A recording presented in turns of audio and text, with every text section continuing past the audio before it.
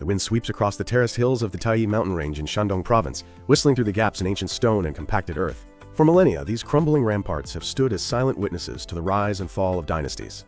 To locals and historians, this is the Great Wall of Qi. For a long time, this structure was recognized as the oldest existing section of the Great Wall concept in China, predating the world-famous Ming Dynasty wall by nearly 2,000 years. The consensus was that it was born in the fires of the Warring States period, around 441 BC. But in 2024, the Earth gave up a secret that shattered this timeline. An archaeological excavation in Guangli Village, within the Changjing district of Jinan, unearthed evidence that has completely rewritten the history books. Deep beneath the soil, archaeologists discovered rammed earth foundations and artifacts, dating back not to the Warring States, but to the late Western Zhou Dynasty, specifically between 1046 and 771 BC. This revelation pushes the origin of China's Great Wall construction back by an astounding 300 years, placing its genesis in an era of myth, bronze, and the very dawn of organized Chinese statehood. Today, we are going deep into the story of that discovery, the ancient empire that built it, and the enduring legacy of the wall that time forgot. Let's start with the excavation that changed everything. In the spring of 2024, a team from the Shandong Provincial Institute of Cultural Relics and Archaeology, led by project leader Zhang Su, descended upon the quiet village of Guangli. The site was known to lie along the path of the Qi Great Wall, but for centuries, it was assumed that the visible ruins were the original structure. The team's mission was proactive. They excavated a massive 100 square meter area to understand the stratification of the wall's construction. As they peeled back the layers of yellow earth, they found something unexpected. The wall was not a single, monolithic structure built at one time. Instead, it was a palimpsest of history, essentially a layer cake of defensive engineering. The topmost ancient layer corresponded to the known history of the Qi Wall. It was massive and wide, up to 30 meters in some places, representing the wall of a superpower state at its peak during the Warring States period. Below that lay a narrower, rougher wall, dating to the era of Duke Yuan of Qi in the 7th century BC. But at the very bottom, preserved by the crushing weight of the centuries above, lay the shocker. There were rammed earth foundations, ash pits, and pottery shards that unmistakably belonged to the Western Zhou Dynasty.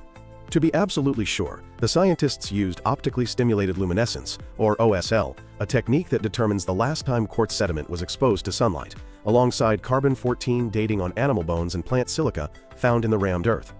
The results were conclusive. The roots of this wall were laid between 1046 BC and 771 BC. But they didn't just find a wall, they found a military system. The earliest sections were about 10 meters wide, built using a primitive but effective technique of pounding soil between wooden frames until it was as hard as stone. Perhaps the most humanizing discovery was the remains of semi-subterranean houses found beneath and alongside the later wall layers. These square foundations with rounded corners are characteristic of Zhou Dynasty architecture and likely served as the first garrisons. These were the homes for the soldiers who stood watch on this frontier 3,000 years ago. Furthermore, just 1.5 kilometers north of the wall, the team identified the ruins of Pinyin City.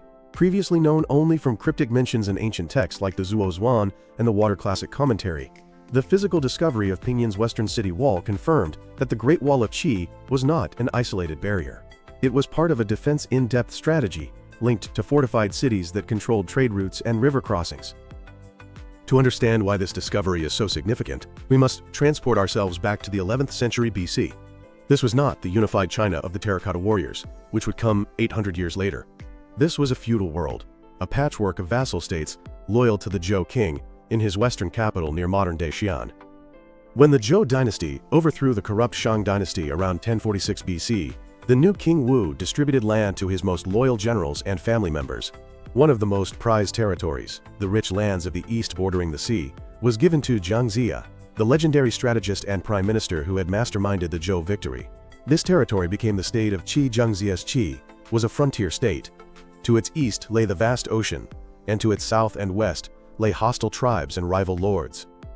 The discovery at Guangli suggests that the early dukes of Qi didn't just rely on diplomatic treaties for safety, they began digging and building. The popular image of the Great Wall is a defense against Mongol hordes from the north, but the Qi Wall faces south and west. To the south lay the state of Chu, a rapidly expanding power in the Yangtze River Valley that the Central Plains considered a terrifying force of expansion. To the west lay the states of Lu and the powerful Jin. The Shandong Peninsula was also home to the Dongyi, or Eastern Barbarians, indigenous tribes that the Zhou colonizers had to subdue or assimilate. The wall was not just a border, It was a statement that proclaimed where chaos ended and the order of Qi began. While the foundations date to the Western Zhou, the Qi Wall truly became a Great Wall concept during the Spring and Autumn period, between 770 and 476 BC. This era is synonymous with one man, Duke Huan of Qi.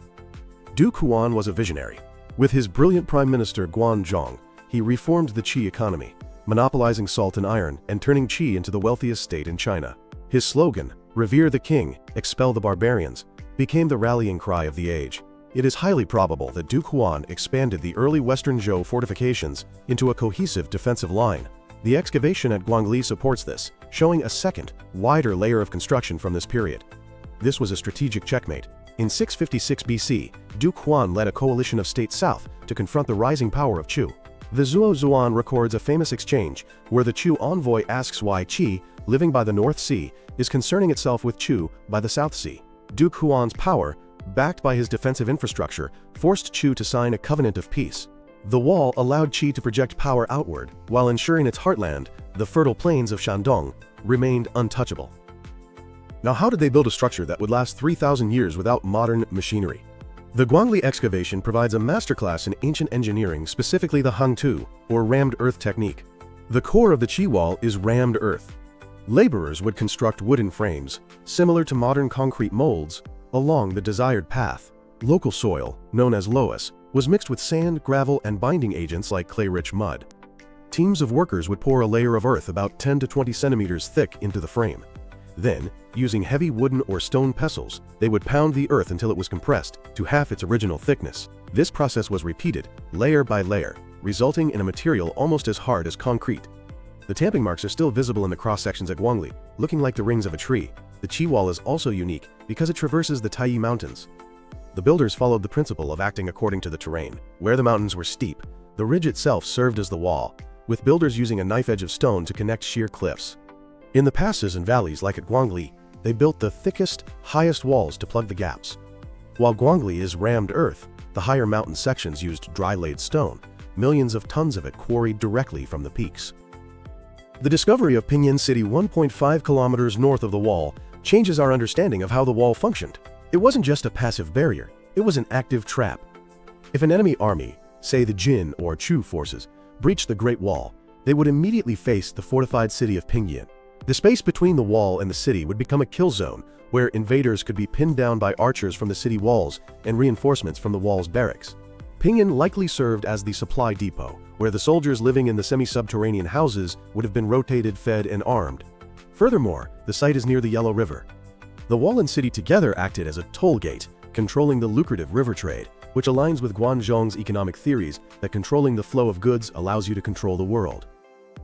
No discussion of the Qi Great Wall is complete without the story of Meng Jiangnu. While most tourists associate her with the Ming Dynasty wall near Beijing, folklore scholars believe the story originated here, in the state of Qi. The story tells of Meng Jiangnu, a beauty of the Qi state, whose husband Fan Qidiang was conscripted to build the Great Wall. When winter came, she traveled hundreds of miles to bring him warm clothes, only to find he had died of exhaustion and was buried inside the wall. Overcome with grief, she wept at the foot of the wall, and her sorrow was so powerful that the heavens were moved, causing a section of the wall to collapse and reveal her husband's bones. Historically, the Zuo Zuan mentions a general of Qi named Qi Liang, who died in battle. Over centuries, this historical figure morphed into the legendary husband, and the wall of the city morphed into the Great Wall. The Guangli discovery adds a poignant layer to this myth. The semi-subterranean houses and the grueling labor required to build these rammed earth structures in the 8th century BC provide the brutal reality behind the tears of the legend. For centuries, the Qi Great Wall was scavenged.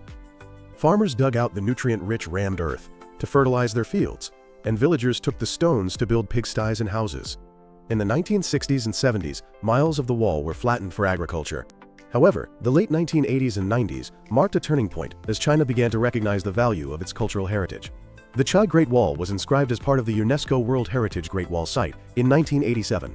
In 2022, Shandong Province passed a landmark regulation specifically protecting the Qi Great Wall, establishing no-build zones, mandating local patrols with farmers hired as wall rangers, and setting strict penalties for damaging the ruins. Today, sections like the Defeng mountain segment near the Guangli Dig are open to tourists, offering a wild hike on grass-covered mounds that were once formidable ramparts. The discovery at Guangli Village is more than just a date change. It fundamentally alters the narrative of Chinese civilization. It proves that the concept of the Great Wall, a unified, massive defensive line, was not the invention of the first emperor Qin Shi Huang in 221 BC. It was a concept pioneered by the thinkers and engineers of the Qi state, 500 to 800 years earlier.